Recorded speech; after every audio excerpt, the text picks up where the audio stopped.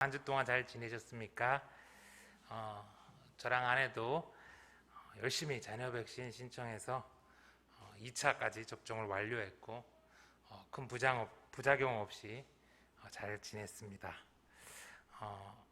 현장에 오시는 분들도 상당수 이제 접종들을 많이 하셨는데 이제 모든 성도님들이 코로나 걱정 없이 다시 모여서 예배드릴 수 있는 날이 속히 오면 정말 좋겠습니다. 매년 9월이면 저희 교단에서 이제 1년에 한 번씩 총회가 열립니다. 올해는 코로나로 9월 28일 단 하루만 옆에 근처에 있는 한소망 교회에서 이렇게 진행이 된다고 합니다. 코로나로 인해서 정말 많은 교회들이 이제 힘들어 하는데요. 여전히 이번 우리 총회의 이슈는 교회 세습이라고 합니다. 아직도 시간이 꽤 흘렀는데도 총회에서 교회 세습에 대한 문제가 해결이 되지 못했고 M교회는 여전히 그 아들이 담임 목사직을 수행하고 있죠. 그래서 이번 총회에서 이제 해결책이라고 제시되는 것이 담임 목사 은퇴 후 이제 5년이 지나면 세습을 허용하자는 그런 안건을 올렸다고 하는데 참 부끄럽고 답답합니다. 예수님이 우리 총회에 오시면 뭐라고 하실까 그런 생각이 들고 궁금했는데 마침 오늘 말씀이 꼭 총회에 모인 목사와 장로들에게 하시는 그런 말씀 같았습니다. 우리 1절의 말씀을 한번 다시 들어보겠습니다. 예수께서 비유로 그들에게 말씀하시되 한 사람이 포도원을 만들어 산 울타리로 두르고 즙자는 틀을 만들고 망대를 지어서 농부들에게 세로 주고 타국에 갔더니.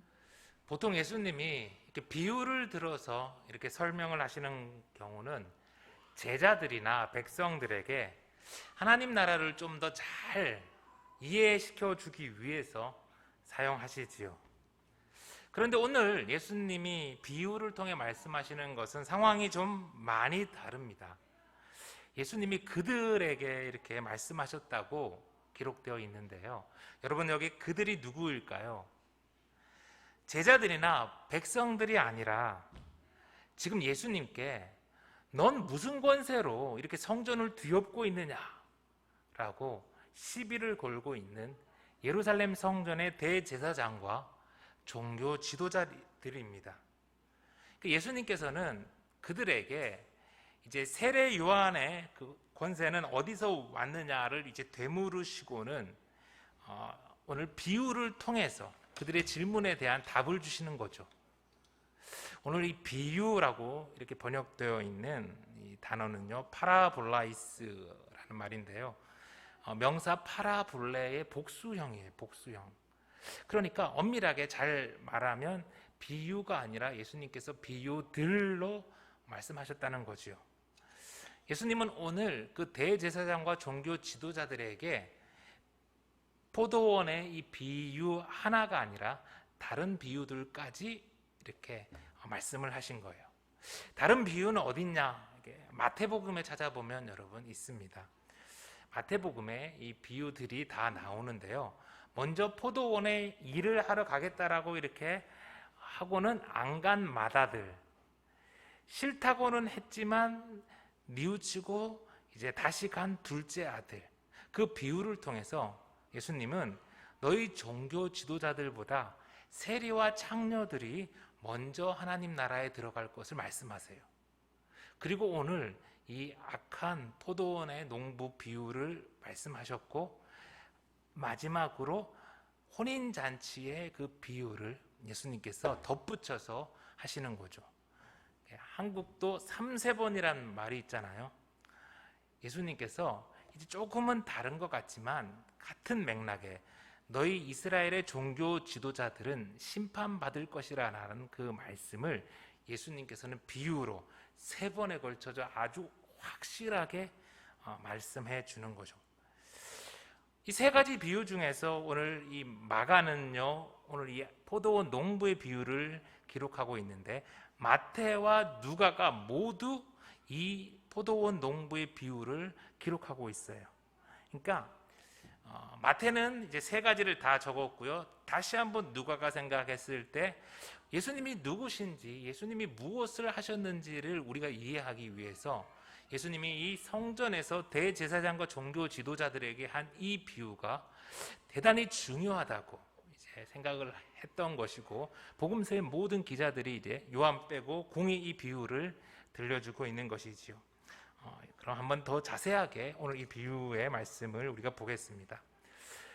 먼저 한 사람이 포도원을 만들었어요. 두 사람이 아니라 한 사람. 포도원을 만든 한 사람이 있다라고 했어요. 여러분, 이 한 사람이 누구일까요? 당연히 하나님이죠. 하나님. 그렇다면 하나님이 만드신 포도원, 비유되어 있는 포도원은 무엇일까요? 이사야서 5장의 말씀을 포도원의 노래라고 해요. 한번 들어보실래요? 나는 내가 사랑하는 자를 위하여 노래하되 내가 사랑하는 자의 포도원을 노래하리라. 내가 사랑하는 자에게 포도원이 있으며 심히 기름진 사내로다. 땅을 파서 돌을 제하고 극상품 포도나무를 심었도다. 그 중에 망대를 세웠고 또 그 안에 술틀을 팠도다. 좋은 포도 맺기를 바랐더니 들포도를 맺었도다. 하나님이 심히 기름진 산에 이렇게 포도원을 만들고 거기에다가 극상품 포도나무를 심었는데 그만 들포도를 맺었다. 그런 아쉬운, 안타까운 그런 말씀인데요. 이 하나님이 만든 포도원은 바로 이스라엘을 말하고 있는 거예요. 오늘 이사야서 5장 말고도 구약의 여러 곳에서 이제 이스라엘은 포도원으로 비유가 돼요. 그렇다면 세를 받고 포도원에서 일하는 농부는 누구일까요?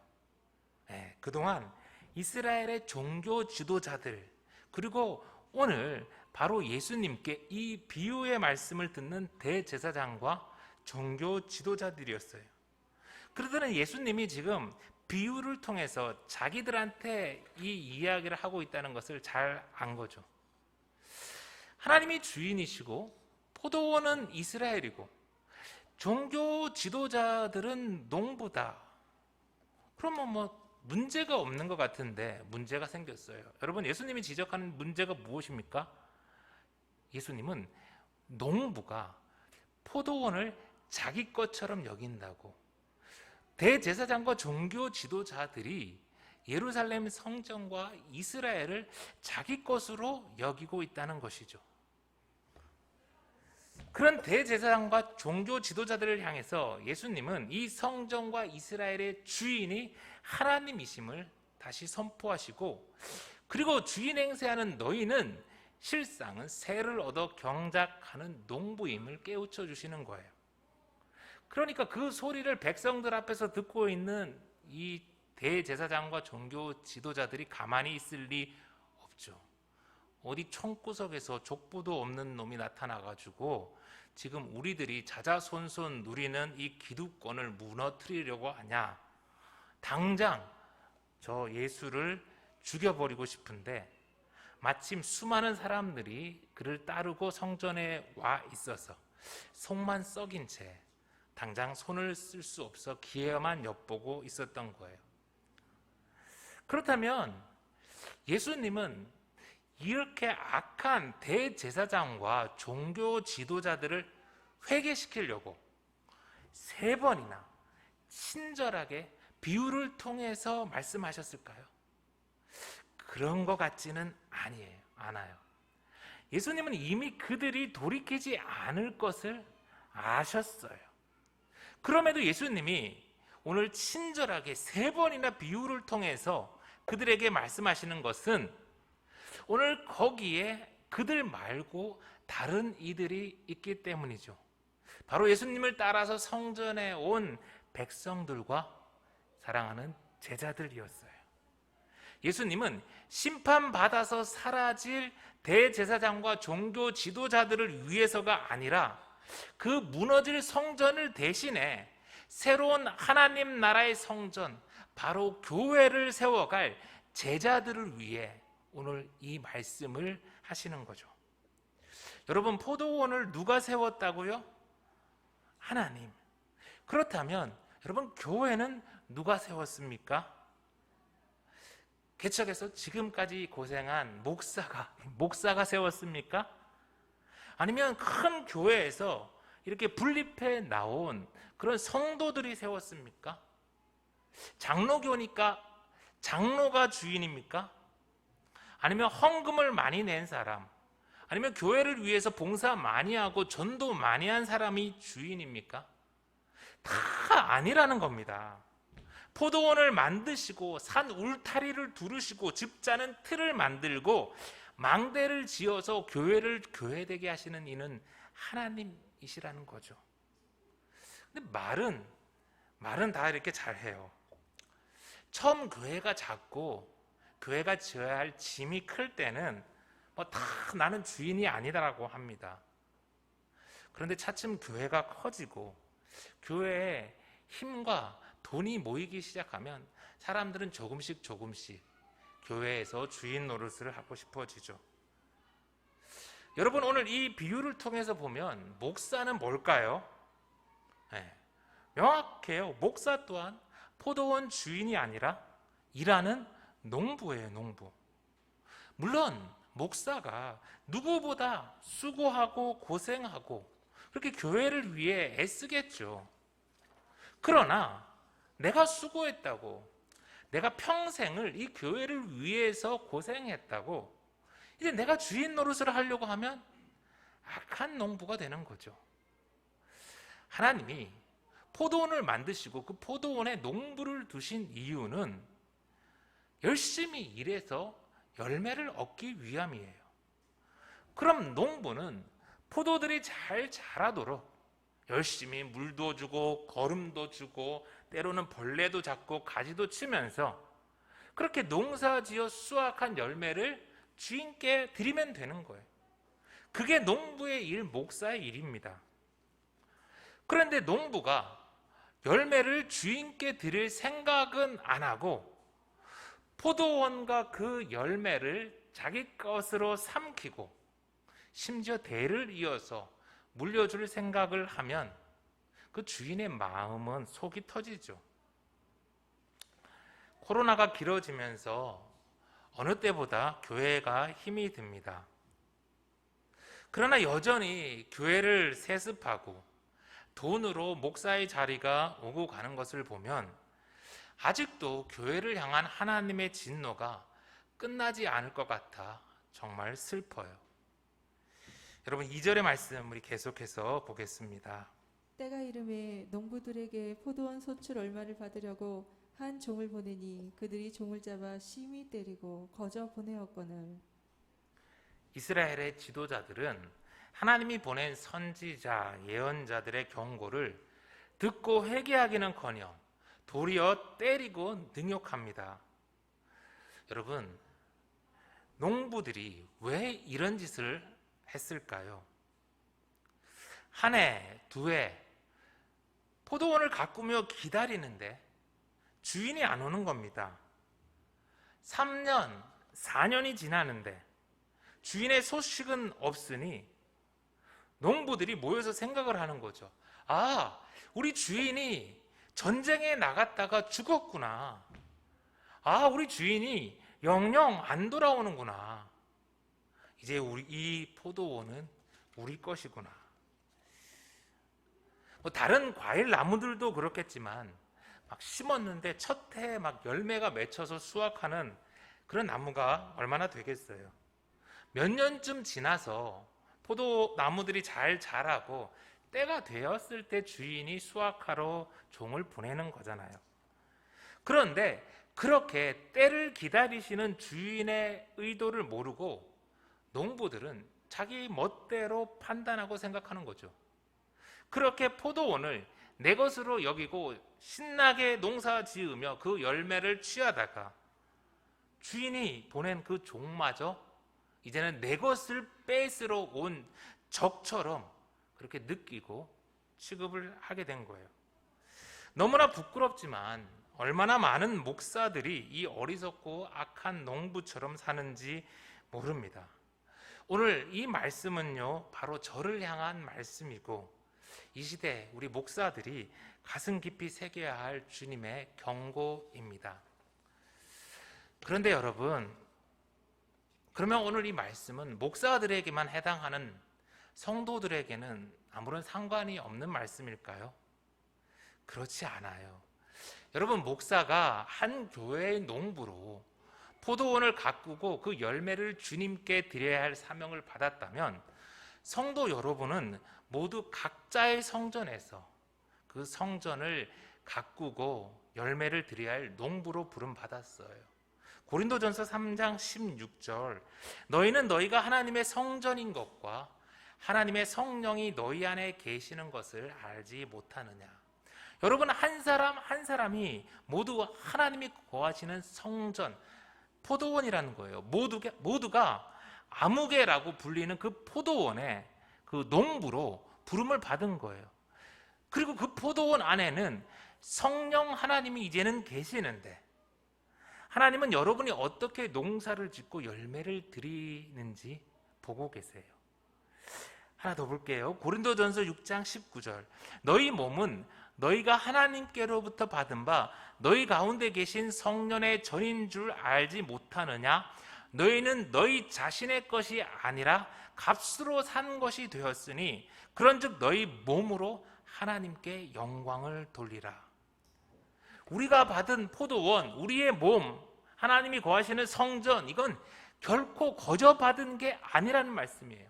하나님이 독생자 예수 그리스도의 피로 사서 우리에게 주신 그런 포도원이에요.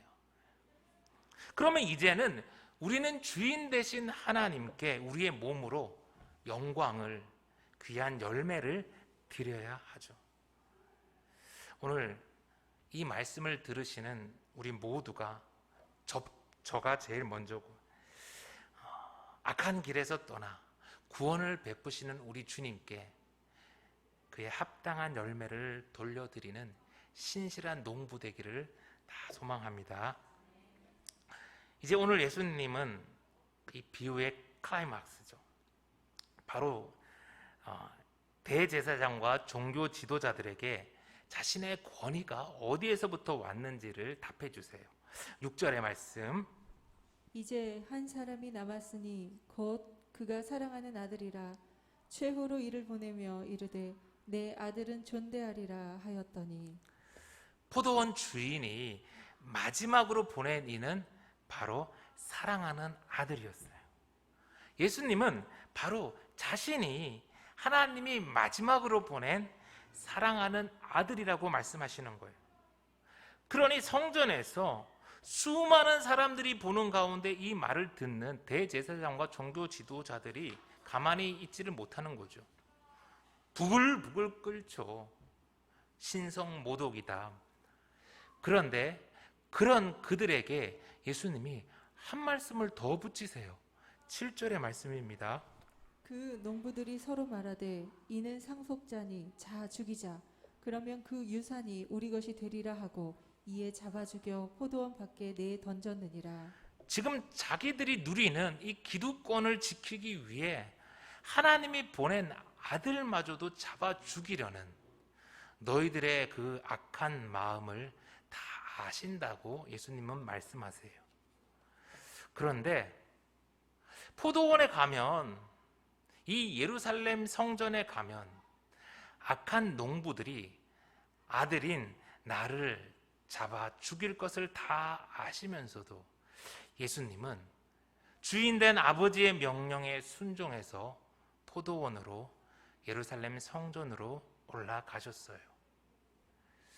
이번 주 비슷한 또래의 친구 목사님이 좀 일찍 교회를 개척하셨는데 버티고 버티다가 결국 그만하시고 다시 어느 교회의 부목사로 가셨다는 소식을 들었어요.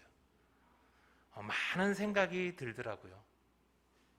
그리고 그날 밤 잠을 자다가 꿈을 꾸었는데 저도 강남의 어느 교회의 부목사가 되었더라고요.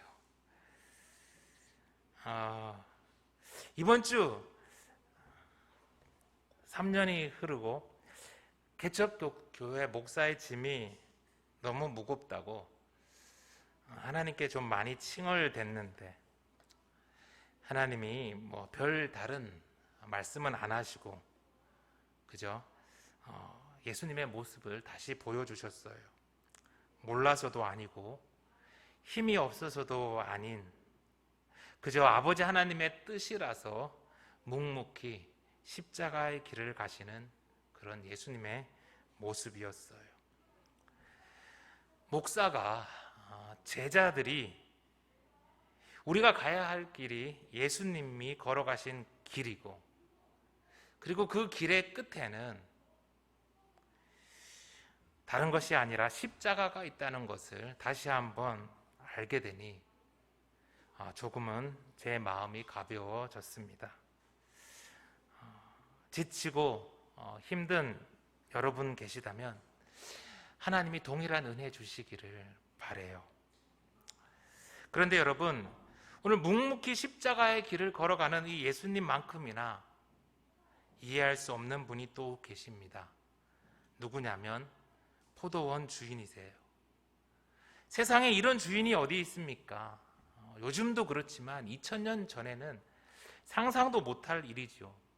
군대를 보내 그 악한 농부를 싹 쓸어버릴 수 있음에도 이 이상한 주인은 종을 보내고 또 보내고 심지어 종을 죽였음에도 다시 아들을 보냅니다.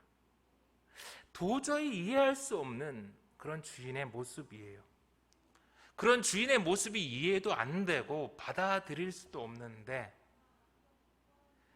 그 악한 농부가 저라는 것을 깨닫게 되니까 이해가 되고 그런 주인이 계시다는 게 얼마나 감사한지 모르겠어요. 사랑하는 성도 여러분, 죄인된 우리가 오늘도 벼락 맞지 않고 이렇게 살아갈 수 있는 건 오래 참으시고 노하기를 더디하시는 좋으신 선하신 하나님 때문이지요. 그런데 종종 우리는 이와 같은 하나님의 선하심 때문에 악한 농부들처럼 하나님을 무시하며 사는 건 아닌지 염려가 돼요. 예수님은 분명하게 말씀을 하십니다. 9절의 말씀, 포도원 주인이 어떻게 하겠느냐? 와서 그 농부들을 진멸하고 포도원을 다른 사람들에게 주리라. 오래 참으신 선하신 우리 주인 하나님이시지만 때가 되면 반드시 돌아오십니다. 오셔서 소출만 결산하는 것이 아니라 그 농부들이 한 행위에 대해서 한꺼번에 결산하죠. 그들을 진멸하시고 그 포도원을 다른 사람들에게 주세요.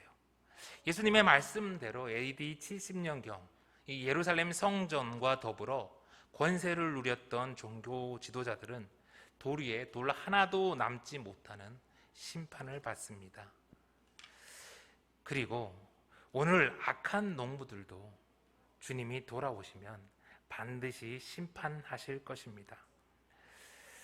이제 예수님은 비유를 마치시며 악한 농부들을 진멸한 하나님이 어떻게 그 포도원을 하시는지 시편 118편 22절 23절의 말씀을 통해 우리에게 알려주세요. 여러분 10절의 말씀 들어보세요. 너희가 성경의 건축자들이 버린 돌이 모퉁이의 머릿돌이 되었나니 이것은 주로 말미암아 된 것이요 우리 눈에 놀랍도다 함을 읽어보지도 못하였느냐 하시니라. 예수님은 비유를 통해서 자신을 아들이라고 말씀하셨어요. 아들이 히브리어로 벤이에요. 벤. 그런데 이 아들이라는 벤이라는 단어에 모음 에를 붙이면 에벤이 돼요. 에벤. 돌이라는 말입니다. 에벤 에셀, 도움의 돌 들어보셨죠? 예수님은 자신을 아들이라고 말씀하시다가 에벤, 지금 건축자들이 버린 돌이라고 이렇게 말씀을 하시는 거예요. 누구보다 하나님을 기쁘시게 하신 하나님의 사랑받는 아들이었지만 예수님은 모든 힘 있는 자들에게 버림받으셨어요. 그리고 자기가 사랑했던 제자들에게조차 버림받으셨어요. 잠시 버려지고 다시 잘 된 게 아니라 완전히 버려져서 십자가에 죽임 당하셨어요. 그런데 그렇게 완전히 버려진 그 돌이 예루살렘 성전을 대신하는 새로운 성전, 교회의 머릿돌이 되셨어요. 하나님은 힘있고 능력 있는 이들을 통해서가 아니라 세상에서 완전히 버려진 예수님을 통해서 이 땅에 새로운 성전, 교회를 세우셨어요. 이것이 하나님의 놀라운 계획이셨죠. 가을이 되고 수학의 계절, 추석이 다가오니까 나는 뭐 했나 그런 회의가 들고 실패하고 버려진 인생처럼 느껴지는 분들이 있을 것 같아요. 저는 그래요. 그런데 우리 그렇게 생각하지 맙시다. 그건 세상 건축자들의 시선일 뿐, 교만한 이들이 가득한 세상 속에서 하나님은 우리를 버린 돌이 아니라 하나님 나라를 위해 잘 다듬어진 준비된 돌로 봐주실 거니까요. 비록 내 삶이 실패하고 버려진 돌 같아도 하나님은 예수님을 통해 그리하셨듯이 우리를 통해서도 이 땅을 하나님 나라로 바꾸어 가실 것입니다. 때가 되면 주인은 반드시 돌아옵니다. 악한 이들을 심판하시며 예수님을 따라 그 길을 걸어가는 저와 여러분을 칭찬해 주실 것입니다. 잘하였도다 착하고 충성된 종아, 내가 적은 일에 충성하였음에 내가 많은 것을 내게 맡기리니 내 주인의 즐거움에 참여할지어다. 주님 다시 오셔서 그렇게 말씀해 주실 그날까지 신실한 농부의 길을 끝까지 걸어갈 수 있는 예수 생명의 모든 가족들 다 되길 간절히 소망합니다.